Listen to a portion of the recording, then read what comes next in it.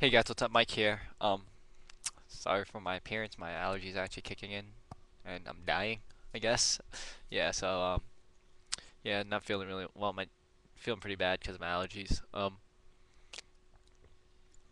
haven't made any videos in a while because I've been pretty busy, but I got something. I got my actually I just got my copy of Avengers vs. X-Men in the mail. The super awesome Scotty Young Midtown variant with all the babies and stuff. So I'm gonna be doing a review of this. And this weekend I'm gonna be reviewing a whole bunch of stuff, a whole bunch of comics, just like in rapid review. Stuff from last week, the week before, like that I didn't get to because I was been so busy with school and stuff. So so I thought I would kick things off with Avengers vs. X-Men #1. Now I'm gonna be going to do my usual, but I'm also gonna be talking about how this. Well, I'm just do the usual and then do some other stuff about it. So Avengers vs. X-Men #1. It actually starts off with on a world where these aliens, they look like potato people or something. They're essentially farmers, but they're like potato farmers. They're potato aliens or something, scarecrow aliens, something like that. And you see a family just sitting there, and then you see a double page splash of the Phoenix Force wiping out this planet. Like the Phoenix Force incinerates this world, and then is moving on. We then move to a scene in New York City at the Avengers Tower where the Avengers are just squabbling a little bit, typical superhero stuff. They're not really doing anything. They're having a meeting and then they see something incoming, which crashes into a plane. So basically, the falling object crashes in the Empire State Building and just crashes in the city, and the Avengers sort of stop it. Um, and when they get to the person who crashed, they find out it's Nova. Not the original Nova. The original Nova died, I believe. This is a new Nova, but so they find Nova, and he's telling them he came to tell them it's coming, and then he falls into a coma. Um, so that's the Avenger half of the story, and then the first part is the Avengers half, and then the second part is the X-Men half, and then the third part is I guess the start of Avengers X-Men. So it starts off on Utopia, and Cyclops is training Hope. She's not allowed to use her powers, and he's just being the shit out of her. Um, and then he's using his powers, and he's just whooping up on her. You see Magneto talking to Emma Frost. You see that hold on, oh, I sneeze.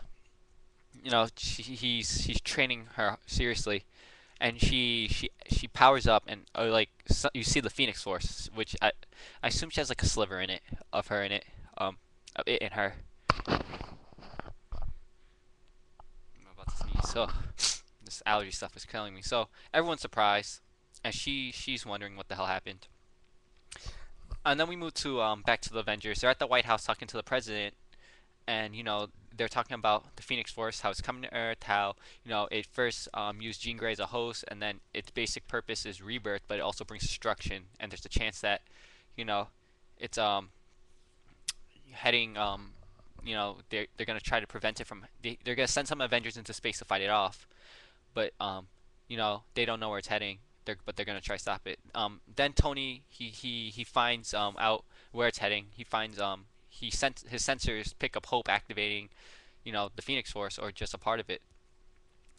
Um, so you see, we move on to the Jean Grey School of Learning, Wolverine School, that takes place after in New York. Wolverine and X Men. If you guys watch my reviews or read that, Wolverine Cap goes to see Wolverine, and Wolverine is the one person that on the Avengers that has experience with the Phoenix Force. He's been an X Men a long time. He's Jean Grey. Wolverine explains, it entered Jean Grey. She tried to control it, but she couldn't, and she killed herself many times. She killed herself to send it away. And it didn't work because Jean Grey comes back all the time, and the Phoenix Force has come back all the time. So, um, Cyclops is like, not Cyclops, Cap is like, we need to work with the X Men, and Wolverine's like, that's not gonna happen. Cyclops won't let you, um, won't let you do anything. He's not the type to let things go. And Cap asks if he could count on Wolverine in the school. Wolverine's like, he made the school so the kids won't have to fight, to keep the kids safe. And Cap asks, can he count on Wolverine? And Wolverine's silent. You don't really see his face. It's a heavy moment. We then move back to Utopia. You see Cyclops' council, the main force of X-Men, together. And Cyclops is talking about how the Phoenix Force is coming. They sense it. He senses it. They all know it. They sense it. And Colossus is worried. And Cyclops thinks, this is power. The power to put the world back on track. The power to to revitalize the mutant race because, look at them. They're barely, they're less than 300 left. You know, it wasn't right. No mutants have been born. But this is a chance to use the Phoenix to set the world back on its path where mutants are supposed to be the next stage of evolution. To bring them back from the brink of extinction. And he decides he's like they're gonna train her to be strong enough to control the Phoenix. Well, Emma Frost senses something, and you see Captain America on the shore of Utopia.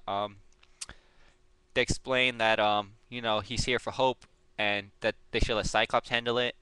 Namor says, regardless of what happens, Captain America being here means it's a serious situation. You see Cap talk to Cyclops, telling them that they gotta take Hope into protective custody because the Phoenix Force is coming, is heading for her, and they gotta save the Earth. Um, and Cyclops refuses to let her go. And he's his argument. It's a mutant. She's a mutant. It's a mutant problem. They'll handle it. And Cap, they have the argument. Cap's like, it's not just affecting mutants; it affects the whole world. The Phoenix Force brings destruction. Um, and Cyclops, he brings up the arguments that the Avengers were never around when mutants needed them. They're now around for mutants. They're only around when they need the mutants' help. Otherwise they do their own thing. Uh, so uh, so Cap brings up the argument. He's respecting Cyclops because Cyclops deals with mutant problems. Why should I guess the underlying argument is like you fight. You're dealing with your own issues, and I respect that, and I'm gonna let you handle it yourself because it's Cap is not a mutant, and he has no right to butt into the mutant situations, I guess, or when the X-Men are fighting or doing their own thing. It sort of makes sense, sort of doesn't. But Cyclops decides to tells Cap to get off the island, and he's gonna force Captain America to act. And Cap says, "I'm not asking." Cyclops blasts him, with his optic blast, sending him into the ocean or a little bit. And Cap says, "Avengers assemble." And Cap brings a helicarrier to a laser beam fight. Um, and he has his Avengers up there, all the Avengers. And they're gonna go hide Hope, and it's time to throw down, and that's where the issue ends. Now, in terms of this, oh, hold on. This is a good book. In essence, solid story by Bendis. He does a great job setting up both sides, I guess, to a degree, and the art helps a little bit, but the story's solid. Now, well, first of all, I'm gonna begin giving this book a 4 out of 5 right away. 4 out of 5. It's a really good book, but it's not perfect. There's a lot of problems I have with it. One is the art, both with the art and the story. All right, so with the story wise, the story doesn't really help explain the characters, especially if you're new to comic books. If this is the first book you're picking up reading because it's a major event and someone's suggesting it to you, it does a bad job of characterizing characters. Cap comes off, Cyclops comes off as a douchebag. The first scene of you see him is him beating the shit out of this little girl or this young lady. Awkward situation. And he's also just seems like a douche towards the end of the book when he's arguing with Captain America. Now then, Captain America also seems like, or gives us the impression of like having his own problems and not really caring. The characterization is very minimal, and it's hard to get a real grasp of the characters unless you've read comics and the personalities and all the things they've been through. Now, that's story wise. But in terms of all the other parts of the stories, weaving all this together, it's a good job. Introducing the Phoenix Force, this destructive property. The X-Men don't know that it's been tearing up worlds on its way to Earth. Um, so solid story. Art wise, John Romita Jr. does the art. He's the son of John Romita Sr. One of the artists probably for the Amazing Spider-Man. He's John Romita Sr. I mean, he's the artist for Amazing Spider-Man. Like the most, if you pick up a Spider-Man like Amazing covers, back in the um golden age, golden silver age of Spider-Man, Romita did the artwork. He's the most iconic covers of Spider-Man's history. Um, so in terms of art, the art is solid. I'm not too fond of John Romita Sr.'s art. Um, there's some weird. It's some of this seems a little weird. For example, when they're stopping the plane from crashing, one of the wings falls off. Iron Man shoots it and it turns into like sand or dust or something. That's weird. I guess he sort of melted it or uses his sand blazers, something like that. I don't know. Um, but his characters are interesting looking. His Cyclops is weird, personally. The visor is really big and juts out. Um, he's not very slim and mainstream, I guess, or very modern. It's very big and bulky. It's weird. But otherwise, his art solid. Nothing too like crazy or complicated. So the book gets a 4 out of 5.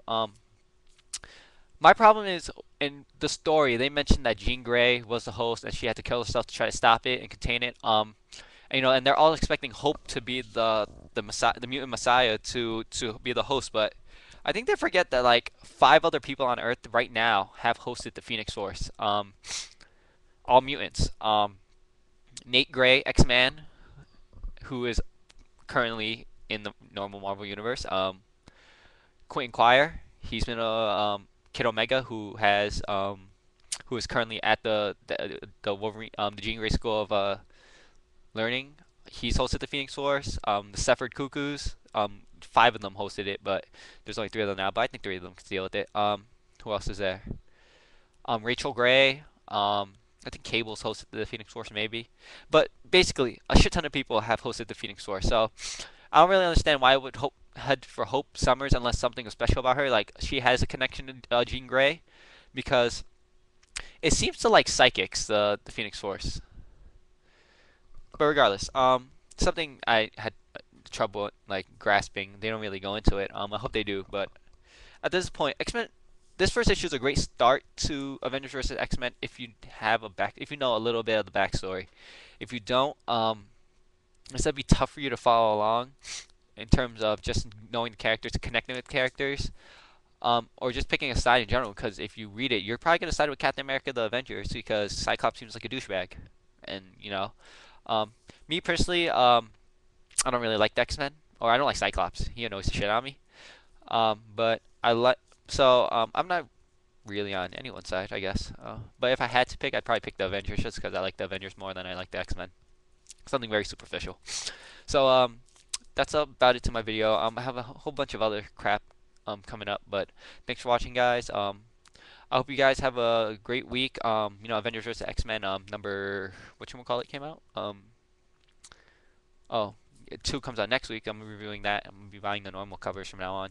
I just want this fancy kind. Thanks for watching, guys. Hope you have a great weekend.